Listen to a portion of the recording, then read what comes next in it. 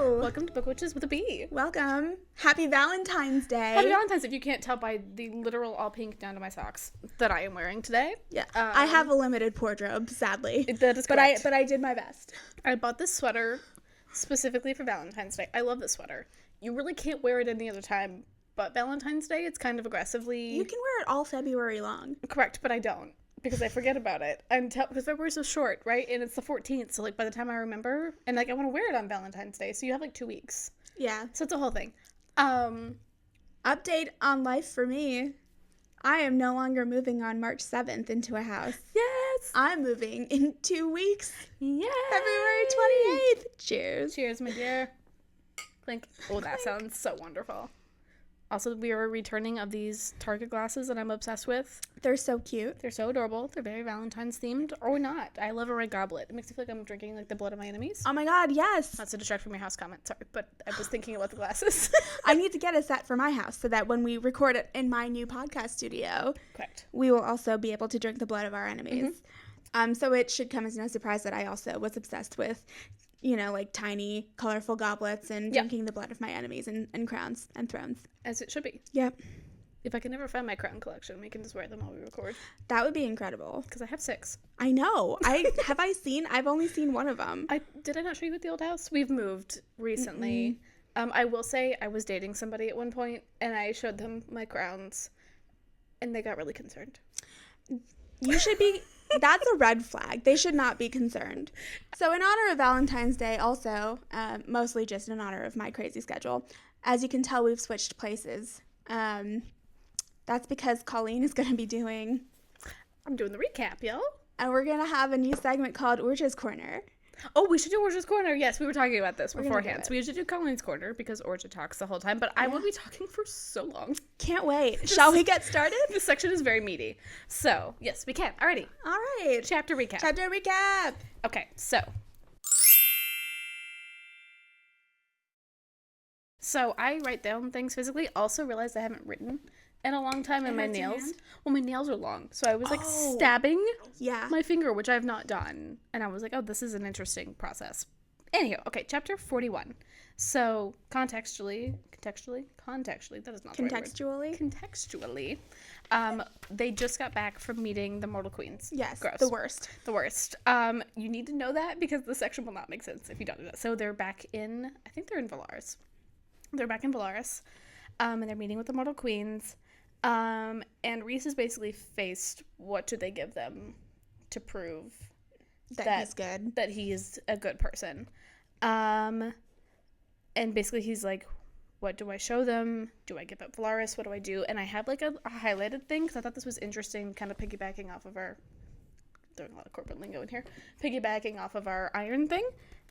So he's lead. Yes. Well, this has to do with iron. Ooh, okay. So Rhys is sitting there really distraught. Feyre's in her, she's observing, doing all of these things. And so this is an excerpt from the book.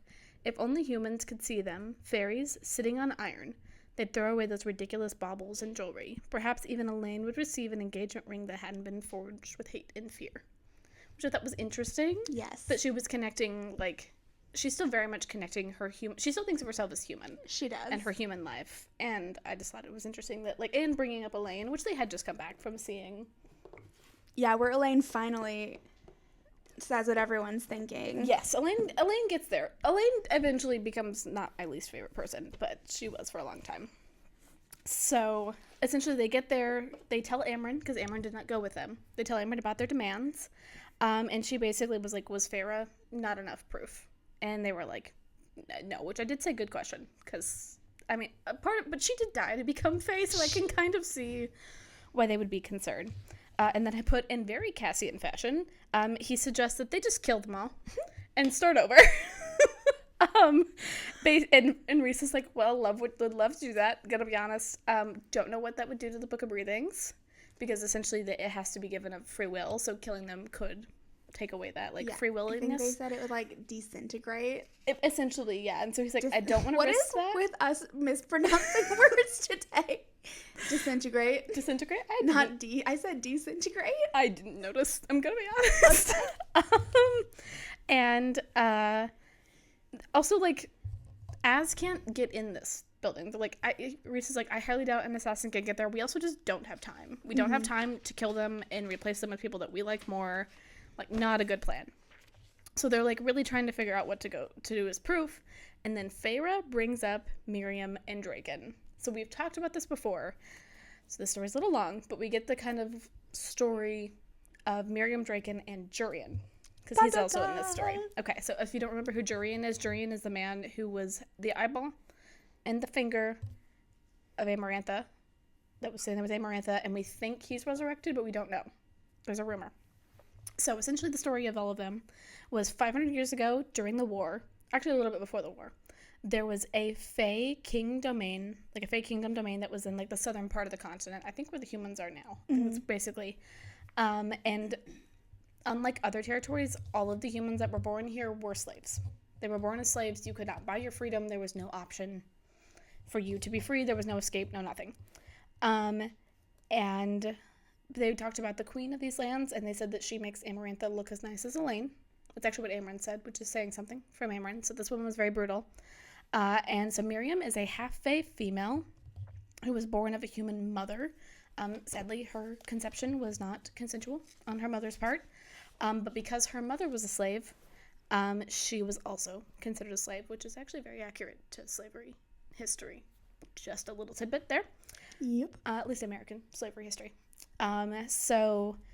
And then Miriam was given to Draken, who was this queen's, but I don't think they ever give her name, this queen's betrothed. So she was betrothed to this Fey prince named Draken, and the queen's like, here you go, have this girl as your betrothal gift. Here you go, take her away.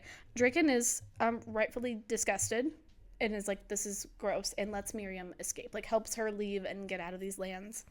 And she's running away, and she runs into this rebel army where Jurian is. So Jurian was the leader of like the human rebel army at this time frame.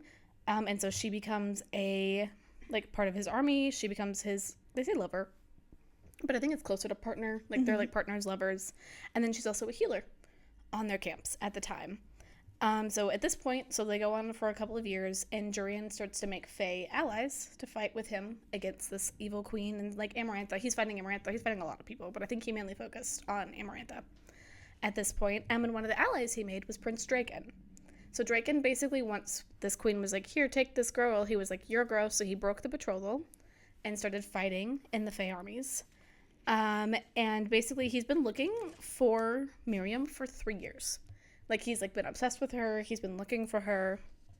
And I think he actually said looking for the beautiful woman who had helped him basically get where he is and who he is now, which I thought was really sweet. Jurian had essentially no idea that any of this was happening. Like he didn't know about Prince Draken. He didn't know about Miriam. Miriam didn't really talk about, I think, her past much to him. And basically Jurian was so focused on fighting Amarantha. So there's kind of two versions of the story. They kind of talk about that at this point. So Jurian was so focused on Amarantha that he quote unquote didn't notice that Miriam and Draken were falling in love behind his back once they met. And I think it's Moore that cuts in and she was like, no. Miriam broke it off with Jurian before she ever touched Draken. So they broke it off. But basically, we learn more later, but essentially he goes and fights Amarantha and dies, and now he's been in this little eyeball, the craziest ring I've ever heard of in my life. Yeah. The live eyeball ring, and basically this entire time, Amarantha's been like, Miriam and Draken were doing all of this behind your back. They hate you. They were doing all of this. They betrayed you. He's also like a human soul, eternally living, like basically torturing him this whole time. It's also assumed that Miriam and Draken died in the final battle, which is not true. They faked their deaths, essentially, so they could take both the humans and the Fae, and they're just kind of gone. No, I think Rhys might know, but we don't really know. Like, they're gone, all of the stuff. So basically, at this point, Rhys is like, they're our allies, we might need them, I don't want to use them at this point, because it would be a betrayal of our friends if we use them in that way. He basically says, we'll have to show them Valaris. And they're like, and I think it was Feyre, it's like, we can't bring them here. And he's like, no. I'm going to use the Veritas. Which, again, we're like, what is this? This is kind of part of that, like, more truth. I guess maybe this is where, like, her truth teller thing comes in. Yeah. It still doesn't make sense to me. No. So there's this orb that is owned by Moore's family and has been owned for centuries by her family that is, like, it is truth. I guess it only shows the truth. I still don't like this explanation. I truly was just like, I don't know. But her father currently has it, which is in the Court of Nightmares, which is what Amarantha's, like, under the mountain thing, and what everyone else sees Rhys's kingdom as, essentially. So they're going to have to go to that. So the plan is more... The Hewn City, it's called. The Hewn City, yes. I would just call it Under the Mountain. I forget that it has a name. I just refer to it as that, but it is called the Hewn City. I do go into a little more detail when they get there, but we're not there yet. More Cassian and Feyre were like the distractions, essentially, so Asriel can steal it. Because they're like, ooh, so I don't think we know his name yet, but his name is Kier. It's her father. He's going to be really intrigued by Feyre because she's this new, like, player in the thing, essentially, and so it'll give Asriel time enough to sneak away and steal this. I'm assuming they have to steal it because they're not dead yet, because I'm assuming it's, like, Mor's inheritance. Yeah. Essentially. They don't really talk about it. That's all happening, so they're talking about it, and so they're like, do you want to go? And Feyre's like, no, I want to go. Like, you're going to be under the mountain. She's like, we got there. So she tries to actually take herself to the artist's quarter. So she, like, walks up to the rainbow and is looking. She's been seeing the painting. She's been thinking about it, and she sees it. And she, like, starts to take a step and just, like, can't get herself to do it. And so she turns around and walks away. And as she gets back, she walks up and sees Rhys is stressed. He is, like, anxious and stressed, and she thinks it's because basically he's like, I'm considering telling you to stay behind. And she's like, no, I'm not staying behind. I've stayed behind. I'm not doing it anymore. And he's essentially just like, I am worried that you're going to hate me. So I actually have a little excerpt that I think I heard this section right before.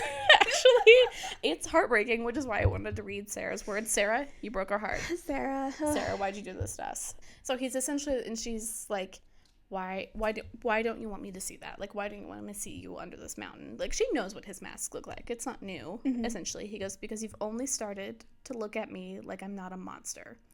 And I can't stomach the idea of anything you see tomorrow being beneath that mountain, putting you back into that place where I found you. Yeah. So sad. So he's just, like, stressed and heartbroken because, like, he's like, you're just now looking at me like I'm not a monster. I'm going to have to be a monster. Under this mountain. You're going to hate me. Side note. Uh-huh. I don't think he's that monstrous. No. I have some thoughts that I will get to. That's for deep dive, I think. I also don't think he's monstrous. I think it's kind of hot, but that's a whole other... It's a whole other thing. I'm, like, reading this, and I'm like...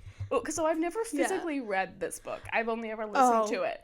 Reading it was a different experience. Yes. I was, like, I had different emotions reading it, which I knew I would, but I've read this book multiple times. I've never physically read, like... I've read chunks, but I've never read the full book. Okay, so Feyre's like, totally fine, I'm gonna be fine, I'm going, basically, and then she starts being worried. So this is kind of this kickoff of, like, a good amount of this section is Feyre being really worried that he's gonna turn into Tamlin, which there are similarities. She's not incorrect. She's not. They're different, and we can get there, but, so then we go into, we're gonna have to get a whole other lore dump. Again, y'all, we get so much before we even get to this big mountain. So Feyre's like, hey, why is Mor so stressed? Like, she looks stricken, she looks stressed, like, what's going on? Okay, so buckle up for this story. This is trigger warning? Incredible trigger warning, actually, for abuse. Yes, so this is quite sad. I should have put that at the beginning. There's a lot of trigger warnings in this section. There's abuse trigger warnings, there is assault trigger warnings, basically any sort of abuse that you can think of comes up. Trigger warning, yeah. In this section. So we know that Mor, when she, like, hit her bleeding, I guess it's when women come into their power. They've kind of talked about that a few times. She's like, the whole mountain shook. Like, she was incredibly powerful, all of this stuff. So all of these men were like, I'm gonna marry you. And women in this, like, underground Hewn City culture that she grew up in are basically just cattle to be sold off to the highest bidder. And her father, hate this man. I actually think this might be the person I hate the most in these books, at least in this one. Honestly, that's fair. He's the worst. There's one other person that might rival it, but I think it's him. So she's supposed to be married, so they basically sell her off to the next High Lord of the Autumn Court, which is Eris, which is one of Lucian's older brothers. And basically Moore is like, he's known to be a sadist at this point. He's known to be an awful, horrible human. I don't know if this was before Lucien was born or not. Probably. It might have been. I think it was, because I think this was, I mean, she's 17. She fought in the war. So I think this was before Lucien was born. It has, yeah, you're right. So, like, he's not even a thought at this point. And basically Moore is pleading with Rhys, like, please don't make me marry him. Please don't let me do this. I'm terrified. Please, please, please. But Rhys's father is still alive at this point, and his dad's like, I don't care what they do with their women. I'm not that concerned about it. Mm-hmm. They can do what they want. But Rhys does help her enough to pick her up and take her to the Illyrian war camp just to hide out for a little while. And him and his mother get called away, and so does Az. He goes with them. So Moore decides that she is going to sleep with Cassian. We'll learn a little bit more about this later. We hear from it more. But essentially, she sleeps with Cassian. Mm-hmm. Rhys did not know that this was the plan. I don't even think Moore knew this was the plan. I don't think Cassian did either. No, it just kind of happened. This is one of the few times where there was like, it was an accident. Like, I think that's kind of, not on Moore's end. I think on Cassian's end it was. Yes. So basically, it gets around that she slept with a lower-born fairy, which we know, and also she lost her virginity, so that's, in this culture, a big thing. Mm-hmm. So basically, Eris called her damaged goods and released her from marriage at this point, which, of course, she's like, oh, excited. No bad. So her family tortures her. We don't get details, but the one detail we do get is they left a note nailed to her. I put to her chest. I think it was into her stomach. It was her stomach. Yeah, so she has a nail hammered into her with a note, and they dump her on the border of the Autumn Court lands.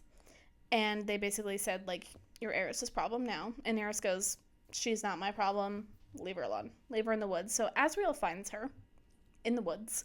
And Rhys says he basically had to keep him from killing both all of the Hewn City and all of the Autumn Court. And I said, so fair, I would have. Yeah. I don't think you could have held me back. No. If I would have found her in that state. I would have let Az do it. A 17-year-old girl. Yeah. Which, especially to them, is so young. So young. Like, it's literally a child. Like, this is not like a teenager to them. It is a child. Mm-mm. So that is how chapter 41 ends. Whew. So now we go into chapter 42, which we're going to the Hewn City. Yay! So this is like the next day they wake up. So Rhys winnows them like close to the mountain. I guess they can't winnow directly into the mountain. They don't really talk about it. They just winnow close, and they're flying in. And this is where we get, so like Feyre can tell that Rhys is like tense, right? And so she's like, I'm gonna shake him up a little bit. So this is where we get the infamous wingspan conversation. Yes. If you know anything about these books. Also, I guess like this section's about to get a little bit sexual. Just a warning. Yeah, spice warning. Spice warning. Mom, you can listen or not. That's however you feel. Mother, you've read these books. You know what's coming. My mom knows. She doesn't like care, but I don't know if she wants to hear me talk about it. So just letting her know. So there's this. So basically, Feyre was like, because he's like, he has his wings. He's like flying around, and she's like, yeah. So I was talking to Moore and Amren, and they say that wingspan's comparable to the size of your, it's like implied, but we know. Mm-hmm. And Rhys just starts like chuckling a little bit, and she's like, yeah, and they say Azriel has the biggest, which they don't necessarily say Rhys gets upset about. No. Which makes me think it's truthful. I think it's truthful. He does, though, go like, I guess we can get a measuring tape and figure it out. Like, definitely. So they start like flirting a little bit. There's some flirty banter. Yeah. In the section. It's very cute. Love it. And this is also, I think this is, I didn't write this part down, but this is also where we figure out that their wings are very sensitive. So she's just like looking at them. They're pretty, right? Like they look close to bat wings, which so they're like kind of, seeing the sunlight through them. And she's just like, oh, I want to touch it. And she touches it and he shivers. And she's like, oh, I'm sorry, were my hands cold? And he was like, no. No, that's very sensitive. Just like, maybe don't do that. Yeah. Again, but like politely. He doesn't necessarily mind her doing it. He's just like, not right now. Yeah. And she's like, well, how sensitive? And so he like whispers into her ear or like kind of plays with her ear a little bit. And he's like, that's what it feels like. And she's like, oh, okay. So they're having this whole like flirty, fun little thing. And then they almost die. Yeah. Like Sarah loves to do that to us. It like literally immediately goes into them almost dying, because they see arrows start flying at them. They don't know why, they don't know how, and then Feyre realizes pretty quickly that they're ash arrows. Yeah. Which also can now kill Feyre. Yeah. I think this is the first time that she's ever been in a situation where these can like kill her. So it's kind of a whole thing. So basically, Rhys, like, immediately just drops, lands, and, like, shoves Feyre at Cassian and is like, take her to the mountain, take her away. And she's like, no, I can track with the best of them. I can identify these arrows, and if it comes from, they're thinking it's Tarquin at this point, because they do have the blood ruby on their head. And essentially she's like, no, I'm not gonna go. We're gonna do this. Rhys clearly does not want her to stay, but he's like, fine, I'm gonna let you stay. So he tells, I think it was Cassian and himself, go up there, and Az and her stays down. I don't remember, but 2 of them stay down, 2 of them go up. They cannot find a single thing. The arrows were taken away. They can't find, like, prints or anything. Nothing. Something that I did write down that I thought was interesting, that I don't know if it's a throwaway line or not necessarily. So we know that Azriel's a shadow singer. Mm-hmm. So the shadows, like, speak to him. That's how it works. But she also says the shadows and wind told Azriel nothing. Oh, interesting. So I was like, so I don't know if, like, shadows are wind, or if but they seem to be separate, distinct things. Yeah. So apparently the wind also speaks to him. I will say, if there's one thing about Sarah, is she states things as if they just make sense. Yeah. And you're supposed to roll with them, even if they don't. I don't think I've ever caught that before. I didn't either, but I wild. caught it on this read. So unless there was, like, a typo in my copy, that's what it said. So they basically can't find anything. So they're like, okay. So, like, Moira's coming in. She's like, what is going on? But they cannot let anyone under the mountain know this is happening, because they cannot appear weak at all. I don't think they're going to have a problem with that, what we know later. Even if they were weak, I don't think it's a problem. I don't think so either. So basically, they get to this mountain. They walk in, and it's so fascinating to me, because they're like, it's grotesquely beautiful. So I took it as, like, I think it looks really pretty, but it's all these, like, really grotesque, like, serpents and, like, people in various positions. It's like this, like, gorgeous, huge city, and she's like, it basically makes Amarantha's palace look like a child's place. Like, this is, like, a legitimate, gorgeous, been around for centuries city. I do think of, like, a less grotesque version of this is, like, the dwarves' palaces in Lord of the Rings. Yeah. Because they love mountains. I would love to be a dwarf. Not in this scenario. This sounds awful. But essentially, there's this gorgeous city. And so, at this point, Moore has, like, I think transfigured her clothes, because I don't think she was wearing this outfit when they were flying. She says, like, more, like, changes me. So I don't know if she, like, changes into clothes or if she, like, transfigures. I think she changes. Something. I don't know. I couldn't really tell. They don't really, again, address it. She's just, like, more changes me. What she does is she, like, lengthens her, so she, like, puts this, like, dark, like, coal, like, makeup on her. And Feyre's in essentially the exact copy of what she wore under the mountain, which is intentional. Mm-hmm. She's supposed to be, you know, Rhys's plaything. And Moore is in a pretty similar, like, revealing outfit, but it's very different, and they kind of note the differences. So Moore's is, like, she's a queen, she's gorgeous, you have to look at me, I'm in all of my power. And Feyre's kind of in the same way, except she's more of a plaything and less, like, regal. Yeah. Compared to Moore. So they're in these, like, the clothes are important. Extremely revealing. Extremely revealing. They're in, like, swaths of clothing. Yeah. At this point, essentially. And they're walking into this, like, it's not a conservative culture, but kind of, I guess. They're not really conservative, because she does talk about, like, they were, like, thrusting and, like, gyrating while they're dancing, but, like, it's odd. It's like the men have most of the power. It's a very patriarchal context in this. And something that she, like, talks about, so, like, she's, like, looking at all of this stuff, so she, like, walks in, no one greets them. No one addresses them. She walks into this, like, banquet hall, but they're all there. And she's, like, looking around, you know, people are staring at her, they're dancing, and she sees food that's been laid out. She, like, really recognizes food, and she's like, oh my gosh, it looks so, like, succulent and delicious. But she notices no one is eating it.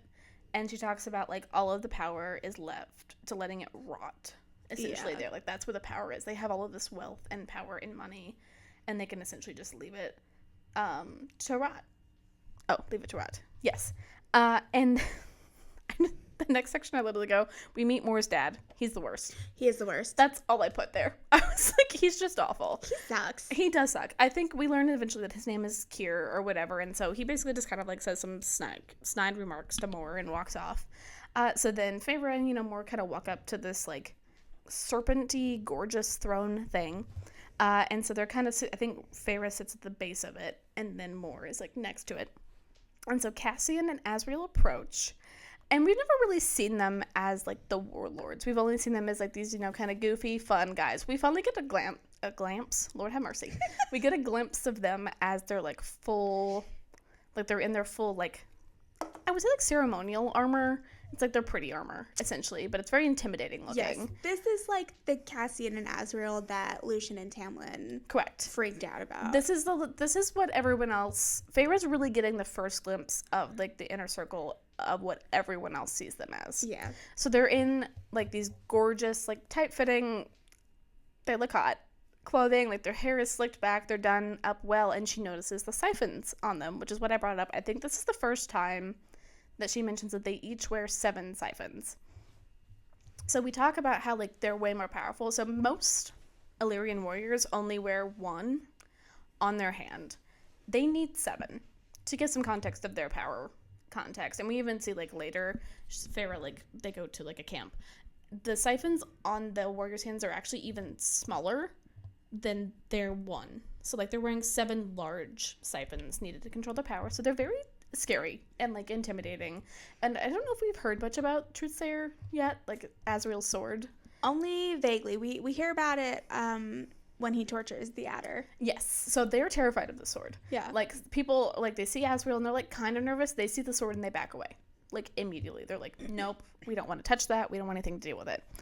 So then she's like, oh, okay, that's really interesting. So then it's Rhys's turn. It's Rhys's turn to walk into this room.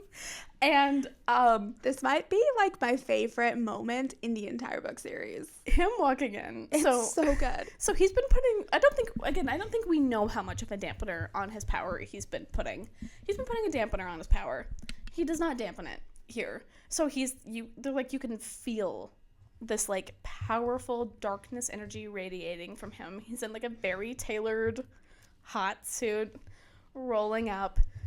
And she's like, he's so beautiful. Like she's just describing him as this like terrifying, gorgeous creature, like walking up to her. Essentially, so Rhys like comes up and he like grabs her by her face. I can't. He's basically like, come play with me, pet, essentially. There was more dialogue. I had to shorten some things, but essentially it's like, come play with me. We're going to have a good time. You're gorgeous. Coming up. And basically just like drags her by her face up to his throne and then sets her on his lap. So he like, spreads his legs open, sets her there, puts her on display. That is the point of this. She is supposed to be on display to distract everyone while Azriel sneaks away. Basically, so to the rest of the world, she's now seeing the cruel and powerful pet of Rhys. That's what she's supposed to be. So she's supposed to be cruel. Like, I think they're thinking, similar to what they think of Jurian, that, like, she went through all of this stuff under the mountain, she was tortured, she came back as Fae, and now she's, like, a cruel Fae, essentially. I don't think I ever, like, realized that until this read. That's kind of, like, the picture of what they were, like, painting of her. I thought they were trying to repaint it, and I realized that's just what people think of her. Yeah. So they were, like, playing into it. So this is a longer section, but essentially there's just a lot of heavy petting. There's a lot of heavy petting, a lot of flirting, and a lot of like really direct eye contact with Kier the whole time. So essentially Kier comes up, right? And I literally put Kier. He drones on about the court life. Feyre, very distracted by Rhys. That was my exact. So, like, basically, not Tamlin. Good golly. Freudian slip there. Rhys is like, okay, like, hey, what's going on under here? He's, like, checking in. That's supposed to be the point of this. He, like, checks in on occasion, but not often. So it is kind of odd for him to show up. He does not like being here. So he shows up, and, he's, like, asking, and Kira's like, oh, nothing really. And then he starts droning on about, like, marriages and court life. Rhys is just moving around, moving his hand, moving things, doing things. I'm trying to find like a relatively polite way to talk about this. He's feeling her up. Correct. Intimately and openly. Everyone can see it. Like, everything is open. They're not like fully doing anything, but it's very clear. Feyre's into it. Oh, yeah. There is not enough clothing to hide the fact that she's not into it. She's very into it. She's, like, not paying any attention. She's, like, leaning back, like, she's like, oh, my God. And she's like, I've not had this in a long time. I haven't been touched. I haven't been wanted like this in a long time. She's real into it. Kira's, I would say, a little bit rightfully disgusted. I'm going to be honest. You're not wrong. I think I'd also be like, ew. Yeah. Like, he's gross. Yeah. You're not wrong. But also, like, if I'm trying to have a discussion, like a relatively important one, and this person is just like, I would also be like, ew. Yeah. So basically, Kier is just like not having it, and there's a line, and it's not a direct quote, but he's like, oh yeah, basically like your whore covered in, he doesn't call her a whore just yet. He's like, your girl covered in cobwebs and whatever. And so Rhys immediately stops the conversation, and is like, mm-mm. And Rhys and Feyre delivers one of my favorite lines. Ooh, yes. In this whole book. Perhaps I'll put you on a leash. To Kier. Which is so good to me. Like, he's just basically like, you're a whore, you're gross. And she's like, perhaps I'll put you on a leash next time. And Kier just does not know what to do with it. So I have an excerpt that I said I want to read. Much. Feyre in this section, I like this Feyre. This is a good Feyre. I don't really hate any of them under the mountain. So at this point, she can tell that Rhys is like uncomfortable and like worried about what he's doing to her, because it's like very public, and like she's publicly reacting, and he's nervous, so she like takes their bond and like caresses his mind, and he lets her in. And this line is also really sweet. So this is like right after the like basically I'll walk you like a dog Kier line. I love it so much. That's what that is. So good. And she's talking to Rhys, and she goes, you are good, Rhys, you are kind, the mask does not scare me, I see you beneath it.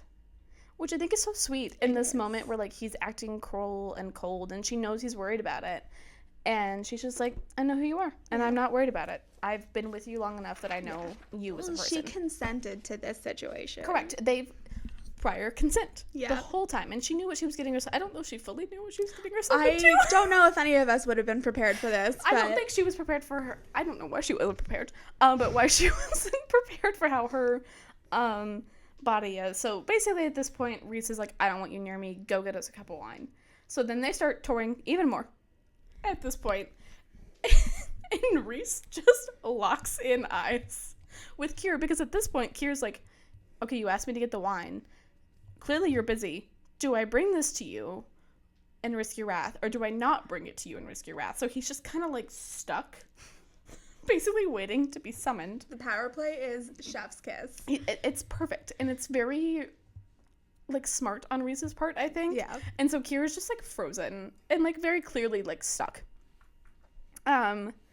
And then Asippa, so Feyre enjoys this a lot, but she feels really guilty when she remembers that it really hasn't been that long since her and Tamlin, which I didn't realize. They say it a little bit later. It's only been 2 months. So she's like, it's not been that long. And this is the first male hands that have been on her since then. And she wonders if maybe Rhys might not want to be touched after Amarantha as well, which is fair. Yeah. People who went through stuff like that often don't want to be touched at this point. So eventually they get the orb, they get the signal, they got it all. And so they're like, okay, like, Feyre, you can get off, we can go do these things. So Feyre starts walking through the crowd, and dumb Kier looks at her and calls her a whore, basically. Just as she's passing, idiot. Calls her a whore. He whispers it. You can hear everything in this room. Yeah. He knows that Rhys can hear him. And Rhys snaps, literally. So that she's like, darkness explodes. And I think he's holding Kier's mind, but we don't really get told that. But Kier is like kneeling. He's like immediately kneeling, but he could also do that out of fear. It's hard to tell. But he's telling Kier, he's like, apologize now. And Kier being Kier, and the worst, is resisting. So basically Rhys disintegrates an entire arm. He breaks it in 4 places and then disintegrates the elbow. Specifically is what was said. And then he eventually, like, Kier consents and is like, fine, not consents, but like gives way. Yeah. And apologizes. And Rhys says, cool, great, not enough. And then snaps his other arm. And then tells him, basically, you cannot seek any healers. Your arms will heal on their own. You will regenerate, and you will go through that whole process. And if I find out that you have, I will come find you, cut you into little pieces, and then bury you where no one can find you. That is basically a direct quote. Yeah. And then basically snaps him asleep and tells either her, Moore's brother, someone in Moore's family. Someone who we don't really like know. Moore. Yeah. Basically, and they go away, and so they just kind of like hang out a little bit more at the party after that, and then just leave. And that's the end of the chapter. What a fabulous chapter. So much happens. It's so good. Like, that was with me skimming. I will say reading this section, I think, is really worth a read because I'm is. skipping over a lot of the bantery parts. It's so good. And the flirtation, and there's a lot of it in this, but, like, I also don't think we need to read a play-by-play of that, so. But it is very, very good and very enjoyable to read, so highly recommend. Please do. Okay. Time for my corner? Yeah, Orge's Corner. Orge's Corner! Da-da-da! Okay, so in honor of Valentine's Day and me talking about our exes, Yes. let's talk about what character in the ACOTAR verse our various exes would be. Okay. So we'll go one by one. Would you like to go first? Okay, I'm gonna not name drop, so I'm gonna have to come up with... Don't name drop. I will not. Well, the one that I was just talking about, I want to say Tamlin, but, like, Tamlin eventually gets there, and this person does not. So I actually don't know. Let's open it up to the Maas verse. Kale. Oh! Because, like, Kale does get there. I do like Kale eventually. It takes him a long time. Gosh. Kale. I would say Kale. Tamlin is similar, I would say. Just kind of in that realm of, like, you want to like them at first, right? Like, they seem nice, they seem fun. Yeah. That's kind of the thought process. Like, he seemed nice, he seemed fun. Orja went through this particular one. I did. I was with there. me from beginning to end. And, like, seemed fun, seemed interesting, and then, again, walked me through a shoe collection that had a few too many Yeezys, and then I realized maybe I should not have, have started this process. So, my most recent ex, these are my nice sweatpants guy. I love he him. is Tamlin. Yeah. 1,000,000%. I think that is why when I read A Court of Thorns and Roses for the first time, this was post breakup. No. I was like, I hate this man. Why is she in love with him? Because you had been. Because I had seen the signs. You knew immediately. You're like, no, not again. No. Never. Oh gosh. Yeah, good times. I don't have a phenomenal amount of exes. I'm gonna do, like, people that I've dated. Yeah. If you have one on, like, go ahead, and the then tip I of will my have to tongue. think about mine. So I think I've told you about this guy. He was the guy in the campus ministries who I dated briefly in college. I am not Christian. I was friends with a lot of people in the campus ministries because one of my friends from high school went to college with me, and he was great. He's a wonderful person. But then I became friends with a lot of people in campus ministries, and I, like, sort of dated this guy. They're hit or miss. I would say that he reminds me the most of what I think Baron is as a lover. Like, really self-righteous and confident and arrogant, but can't back it up. So I have one of those. And what's really funny about that, he was in the same campus ministry, but Get at my out college. What? If any of them watch this, they are going to know this is about them, so hopefully they don't. I don't think they will. I hope they do. But there was a gentleman that we were actually friends beforehand, and then we went on a date. We went on a single date. We were, like, decent friends before, and I had known him for a while. Said literally the worst things ever on this date. I will say this is my shining moment. Orja knows where the story is going. I have never been more proud of myself in this moment. I'm also, like, 19, 20 at this point, right? So, like, sassy, full-blown not having it with men. At this point, I still don't, but I was much more back then. And he, similar to kind of that Baron vibe, he was basically, like, he went on this date with me, but was, like, trying to put it as he didn't want to. He did. It was a whole thing. But basically the date wasn't going well, so I shut him down really hard during the process. And he was like, it's not me. It's not you, it's me. And I go, I know it's you. Yes! And then I get in my car and I drive away. And I have never been more proud of myself. I love that story so much. So I would say he's also very similar to Baron in that way. That, like, self-righteous, like, you're just like, no. Yeah. You're not. Or actually, he's Kier.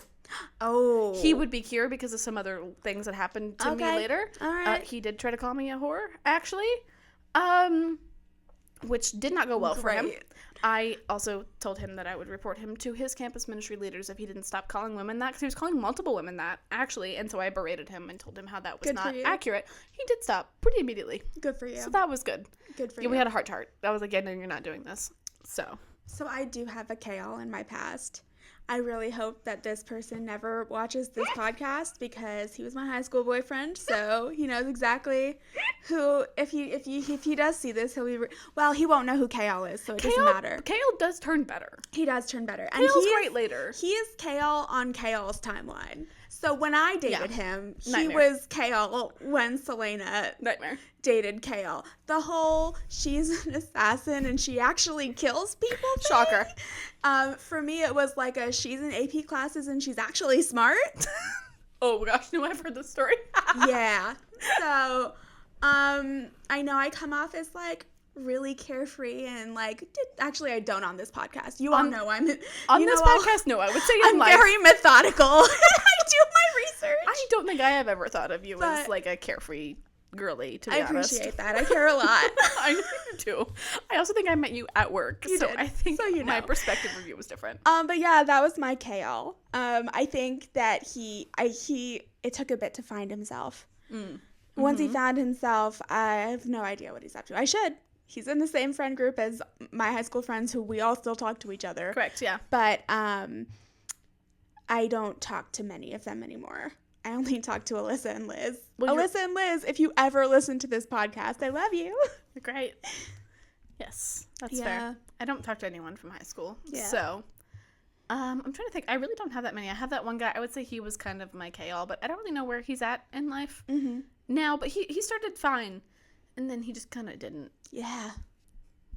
That seems to. There was a guy that I dated in college for a little bit that I think is kind of a Dorian. Oh. Who I love Dorian. I do love Dorian. But like Dorian before he becomes what he is later, the kind of like carefree, like, I don't know, like less committed Dorian. Yeah. When he was kind of like, I do love Dorian. This gentleman was quite lovely and probably one of the few people that I like adored at that point, but he ghosted me. So it was my first, like, I'd never really been ghosted before. I understood why he ghosted me. It was a dumb reason, but it was fine. So he ghosted me, and I was very upset about it. And he kind of kept, like, which is why I say it's a Dorian thing. He kind of kept popping back into my life. Yeah. Would pop in a little bit, and then would just kind of leave. Yeah. So it was kind of that vibe. It is very Dorian. Yeah, he's now a lawyer. So, like a defense lawyer. He's very cool. He's cool. Yeah, he got a full ride scholarship to like a really nice law school. He's wonderful. If you see this, hi, hello. I think you're great. I haven't seen you on anything in a long time. You deleted your socials, probably because you're a lawyer. Probably. You're gonna find this fun because I don't think I've ever talked about this, but there was a Helian spell cleaver in my life. He was also on the farm. Oh, met a lot of guys on the farm. Okay. He was so hot. He was so charismatic, very flirty. I did not know that he had a girlfriend. Oh. We did not do anything. We came very close to, like, kissing, but I was in a weird place personally, so I had been like, Gotcha. No. But, like, man, if I had never found out that he had a girlfriend, I totally would have. It would have been amazing. But he exudes just like. I want to find my Helian. Yeah. Except without a girlfriend. Yes. Because Helian in the books does not have anybody, technically. No, he does not. Technically. No. But the vibes were very similar, though. Ooh. Yeah. Ooh. Yeah, unfortunately, my Helian did have a girlfriend. Sad. And then I'm really glad that we didn't do anything because, and then obviously when I found out, I was like, well, dude, I can't. That's, like, against girl code. Yeah. But then she came to visit him a couple of times after, like, very soon after I found out that he had a girlfriend. I was like, well, dude, what was your plan here? The plan was, he was thinking with the wrong head. Yes. I like to say. There was no plan. No, there was no plan. There was no plan. Or it was a Helian plan. Probably. It was probably the Helian plan. It was probably the Helian plan. Oh, gosh. Yeah, good times. I have not heard that one because Yeah. I would have had clearly by the Helian. I love that man. Yeah. I fought ardently for him in our book club as my favorite High Lord, and no one else agreed with me.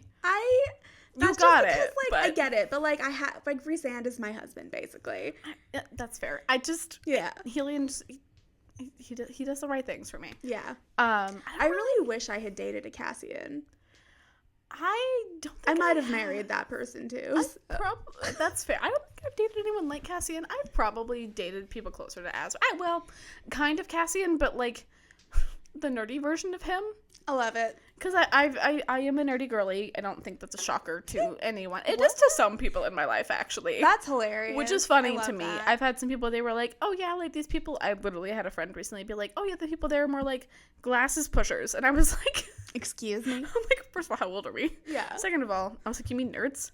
He was like, yeah. And I was like, so my people. And like this person looked at me like I had 4 heads.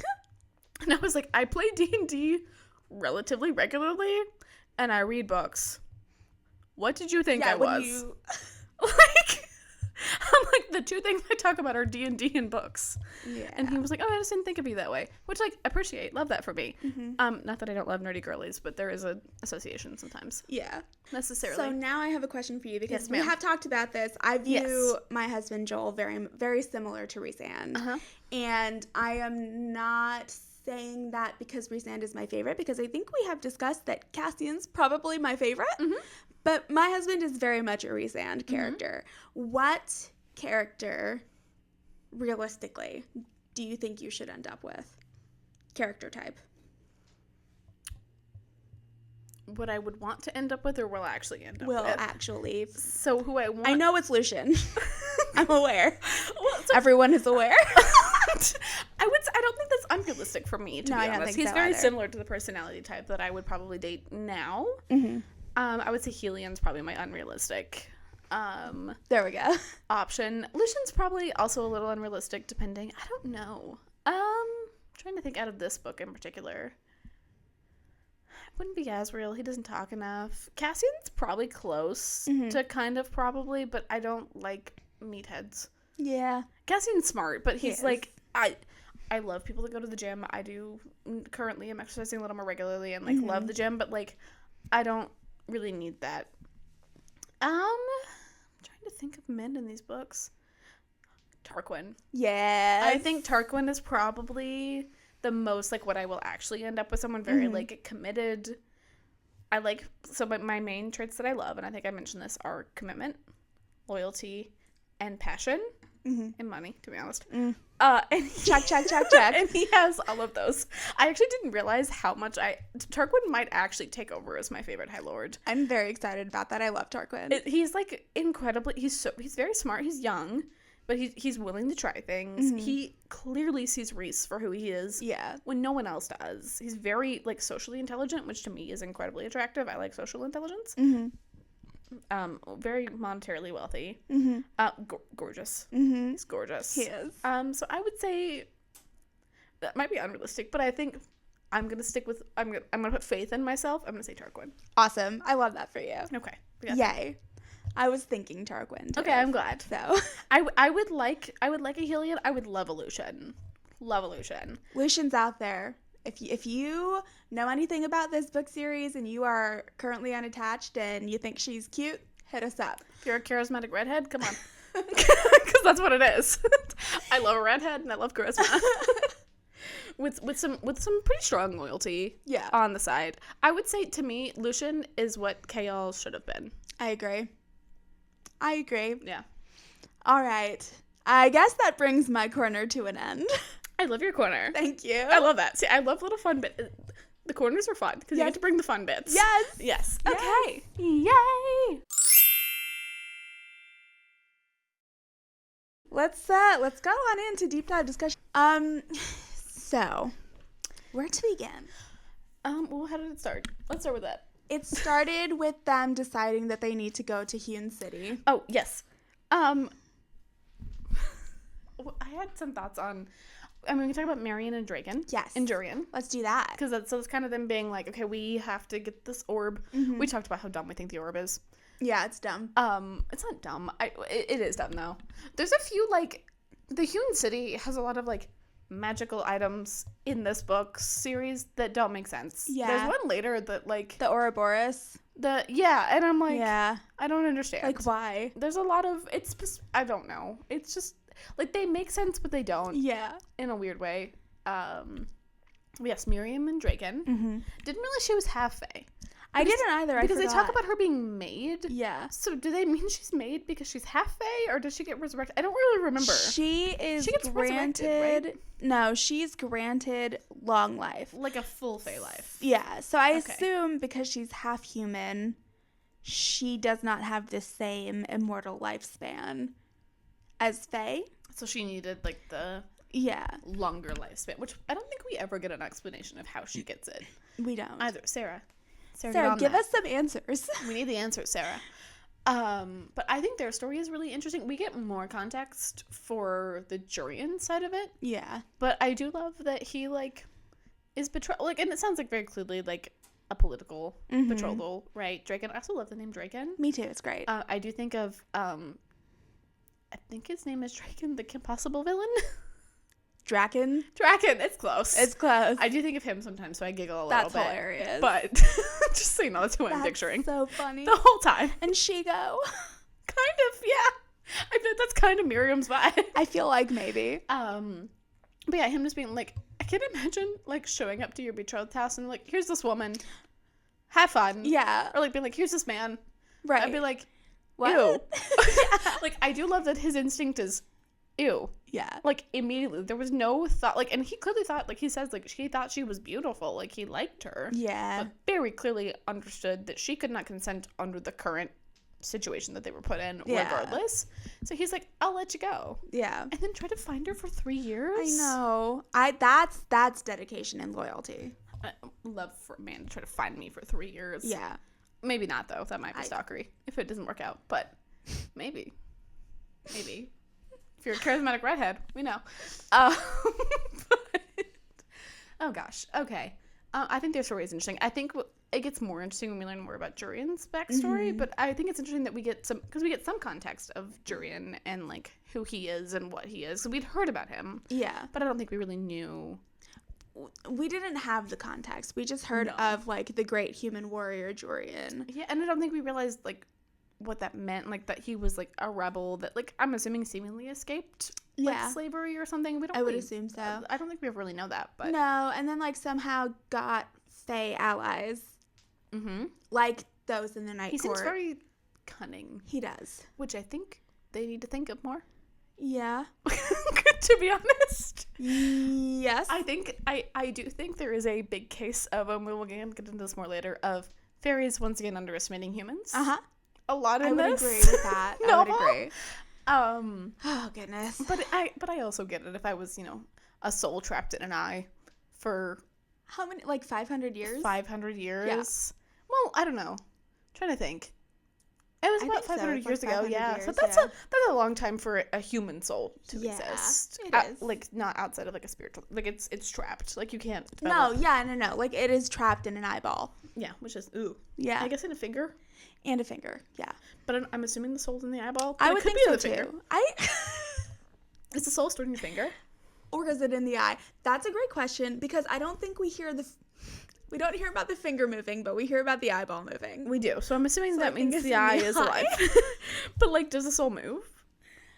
'Cause I don't know. I mean, the soul is alive, but it doesn't mean that it moves. I mean, I think the soul does move. I think the question is, does the soul have the power to move the eyeball? I mean, the soul technically does not control motor function. So what is happening?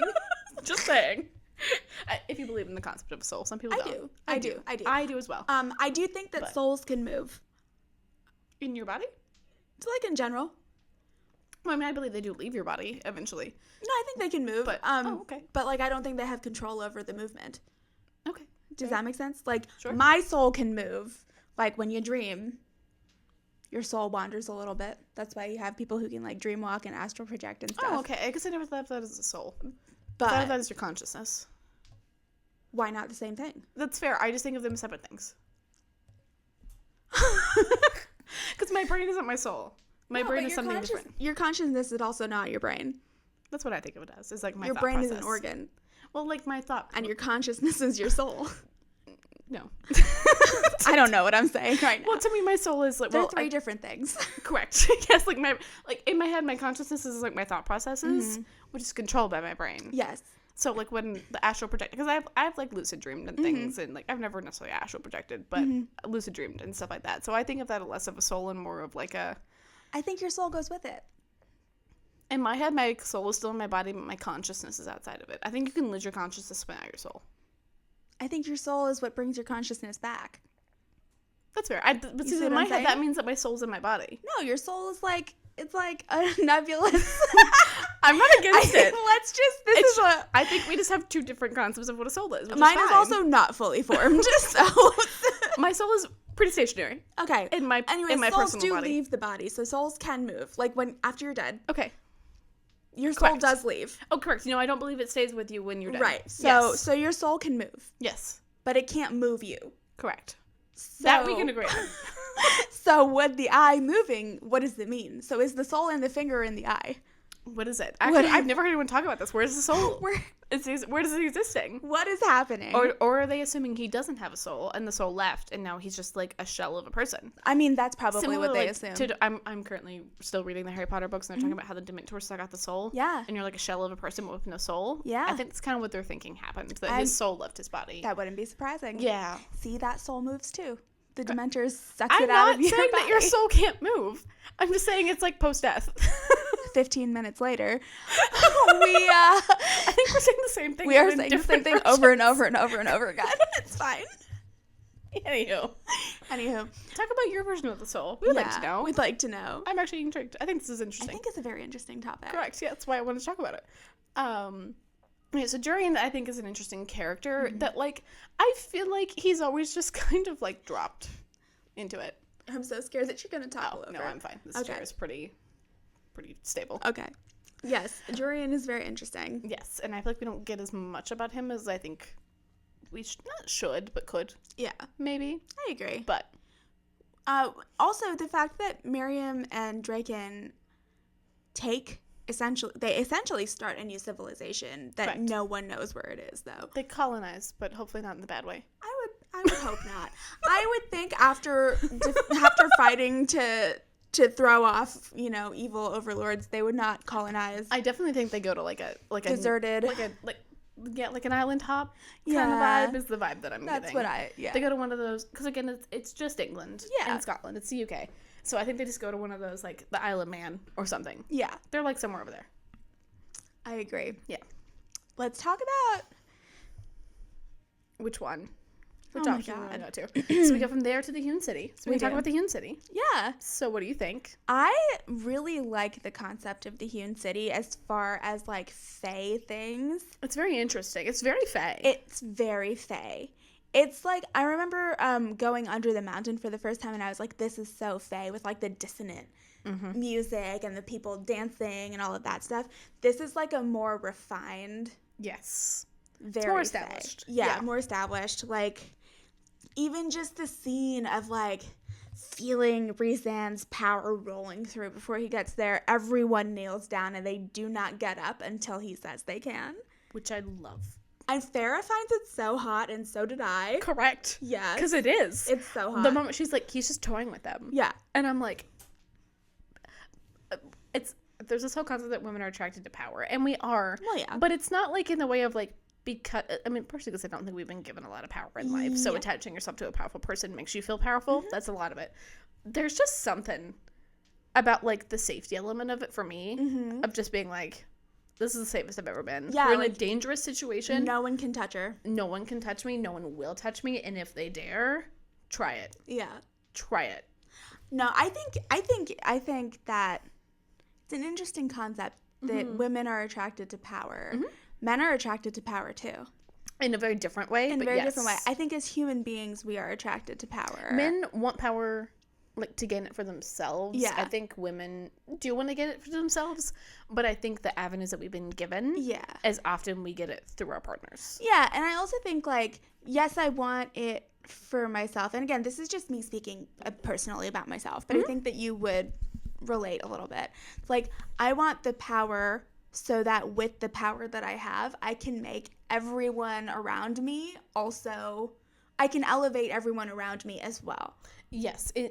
Yes. Right? Well, I think there's also an element of, like, again, personally, of, like, I do think of myself as a very, like, fierce person. I don't definitely hold my punches much in any sort of situation.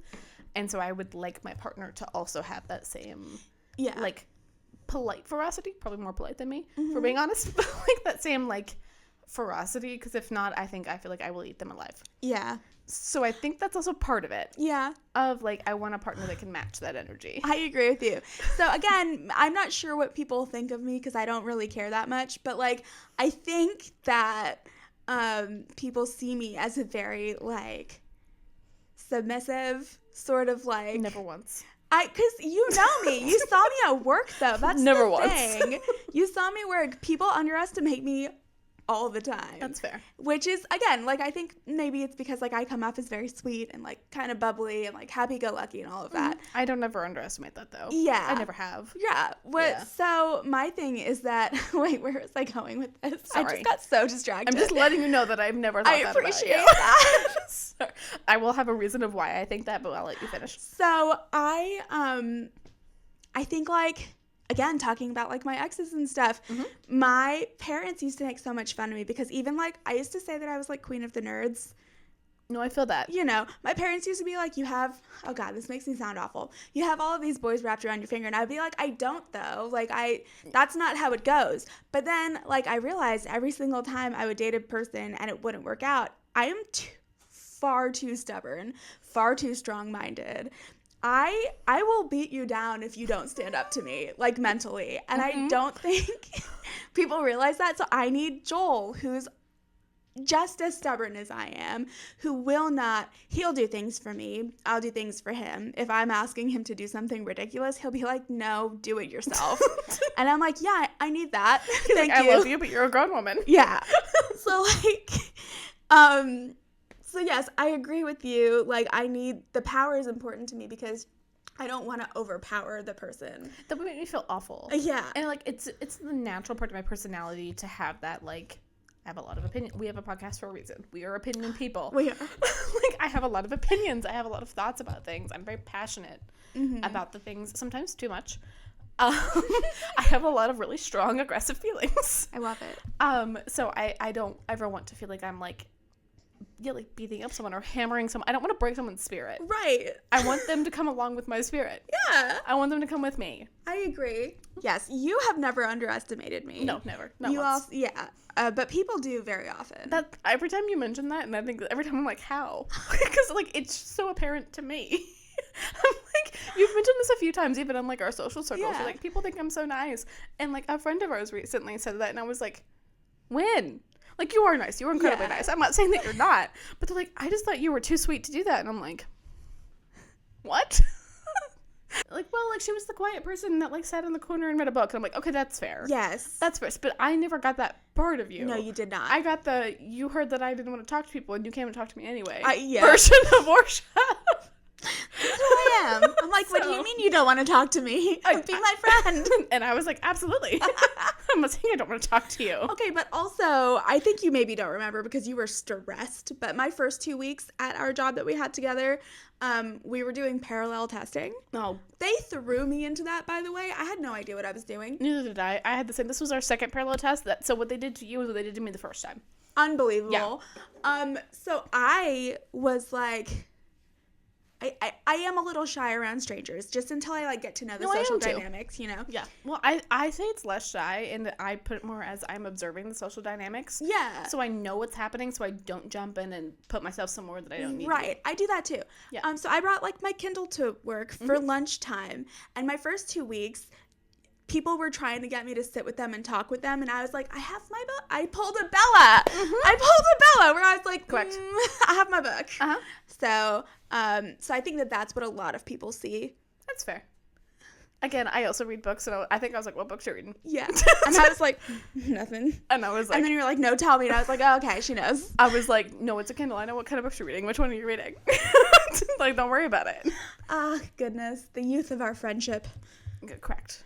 So good. Work besties. Work besties. To no longer work besties. To real besties. To real besties. Yeah. That is literally how people referred to me at her wedding. Yes, my crossover friend. That was I was like, oh yeah, I know her. And like, oh, I'm like, I know her from work. And then I got certain reactions until I told them who I was. And they go, crossover friend. And then they were very different. That's hilarious.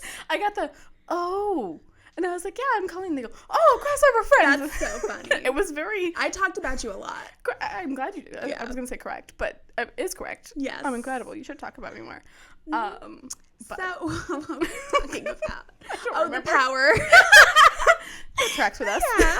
But I think there is an element of, like, this whole section, again, hot. So hot. It's hot in a way that isn't creepy. Yeah. Because I've read some books. I read a lot of spicy books, right? And sometimes you're like, it's hot in the context of the book. Yeah, but in real life, no. This would be hot in real life. Oh yeah, it was. They had this was the plan that they discussed. Correct. It was pre-consented plan. Yeah. It was like weirdly BDSM-y, but not really, but kind of. I mean, it's in that voyeurism category. Yeah.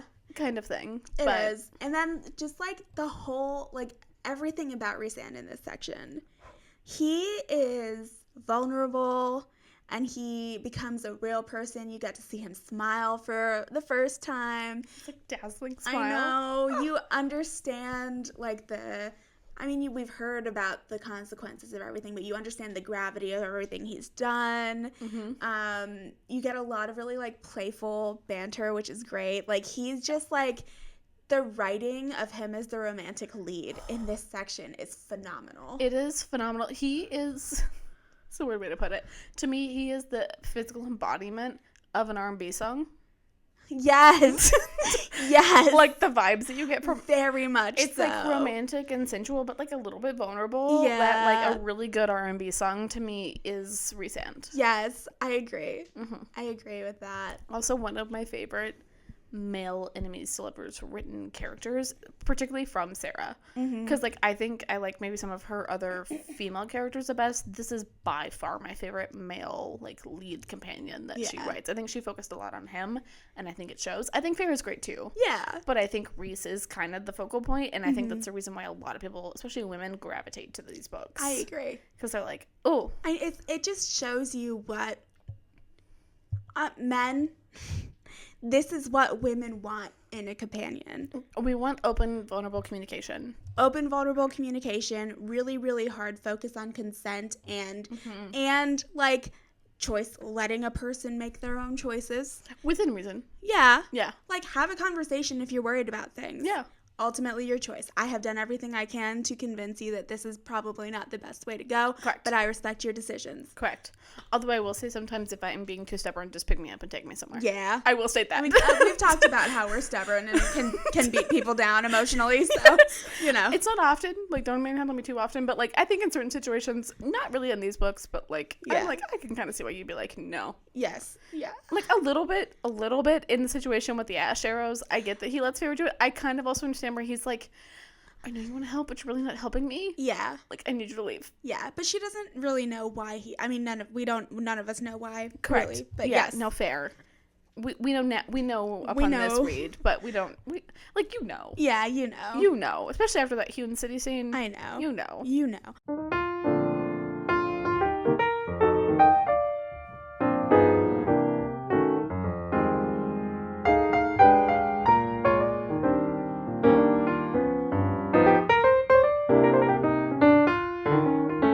What was this? This was chapter 41 through 45.